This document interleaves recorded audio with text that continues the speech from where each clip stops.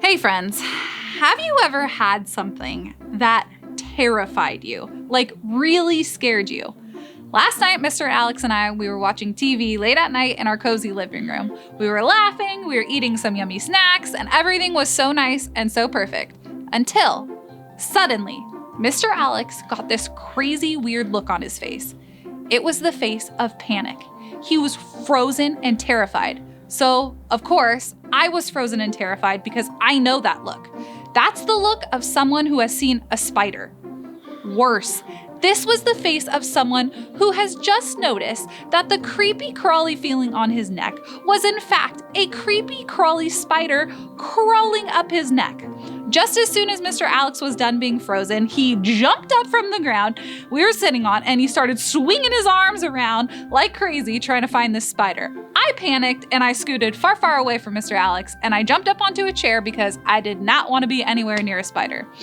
Not knowing what to do because the spider was not to be located, Mr. Alex ripped off his sweatshirt he was wearing and he flung it on the ground.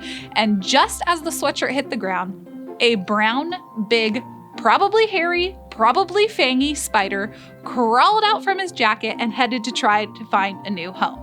The spider has since been relocated to the inside of a paper towel inside of our trash can, but you get the point. Mr. Alex and I had to face one of our fears just last night. In life, we all face times where we have to face our fears. We all go through moments that feel scary, panicky, frightening, terrifying, and just so super not fun.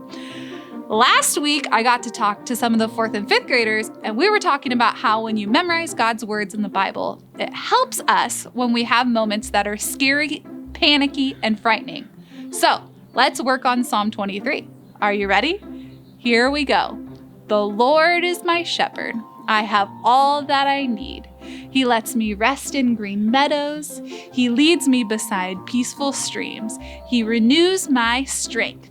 He guides me along right paths, bringing honor to his name. Even though I walk through the darkest valley, I will not be afraid, for you are close beside me. Great job!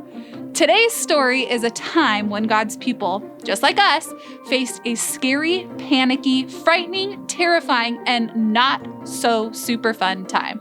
It's a time when God's people basically did have to walk through a dark valley, but not the kind of dark valley you're probably thinking of. This was a valley in the middle of a sea. Remember God's people? They're called the Israelites. They were being mistreated and they were slaves in a land called Egypt. God wanted his people to be free, so he sent Moses to ask the king, Pharaoh, to let them go. Pharaoh said no over and over again, and horrible things kept happening in Egypt because of it. Pharaoh finally said yes, and the Israelites were free. Here's what happened next. This is the story of God's people walking through the Red Sea. Check it out. When Pharaoh finally let the Israelites leave their life of slavery in Egypt, God did not take them along the main road, even though that was the shortest route to the Promised Land. Instead, God led them in a roundabout way through the wilderness toward the Red Sea. Meanwhile, back in Egypt, the Pharaoh and his officials changed their minds about freeing the slaves. They were angry they had let the Israelites go, so they decided to go after them. So Pharaoh harnessed his chariot and called up his troops. He chased after the people of Israel and caught up with them as they were camped beside the shore of the Red Sea. When the Israelites saw the Egyptian soldiers coming, they were afraid. They were trapped by the great Red Sea. But Moses told the people, "Don't be afraid. Just stand still and watch the Lord rescue you today." Then the Lord said to Moses, "Pick up your staff and raise your hand over the sea." Moses listened and raised his hand over the sea. God used a strong wind and opened up a path for the Israelites through the water. They walked through the middle of the sea on dry ground, with walls of water on each side of them. When all the Israelites had safely reached the other side, the Lord said to Moses, "Raise your hand over the sea again. Then the waters will rush back and cover the Egyptian soldiers." So Moses raised his hand, and all of the Egyptian soldiers perished into the sea. That is how the Lord rescued Israel from the Egyptians that day. When the people of Israel saw what the Lord had done, they were filled with awe before him. They put their faith in the Lord and in his servant Moses. God led the Israelites to a place that they could have never imagined going. When they were stuck with water of the sea on one side and Pharaoh's army on the other, God led them to a place they never could have thought possible, straight through a literal sea to safety.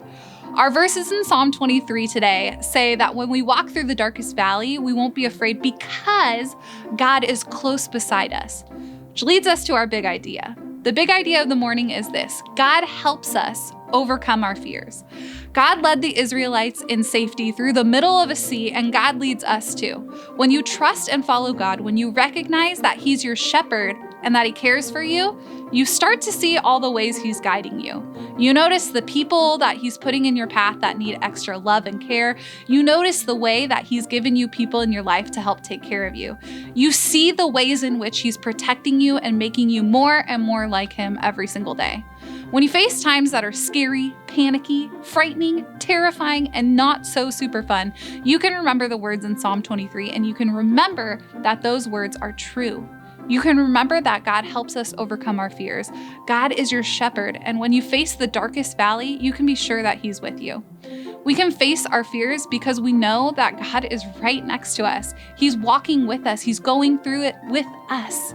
Take some time to memorize the words in Psalm 23 this week so that when you face your darkest valley, you can remember that your shepherd God is close beside you. All right, see you next time. Bye.